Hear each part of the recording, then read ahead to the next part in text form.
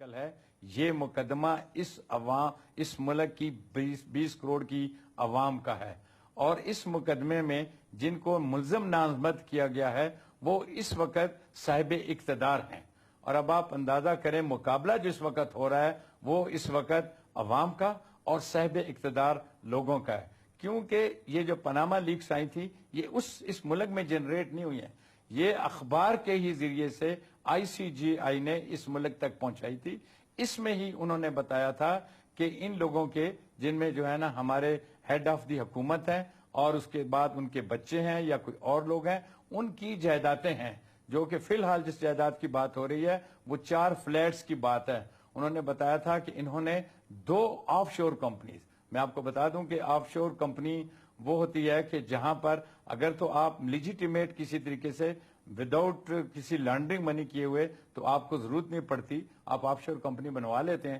اس لیے کہ آپ کو وہاں آپ کو ڈیل کرنے میں آسانی رہے، لیکن جب آپ لیجیٹیمیٹ اور منی جو آپ ان اتھرائزڈلی ملک کو لے کر جاتے ہیں تو پھر وہاں پر آپ کمپنیاں بنواتے ہیں، اور وہ کمپنیاں جو ہے نا وہاں پر ایک نہیں ہے، ہزارہا کمپنیاں اور بہت سے لوگوں کی ہیں۔ جیسے ان کے سلسلے میں اب آ رہا ہے کہ ایک تو ان کی کمپنی ہے نیلسن، دوسری ہے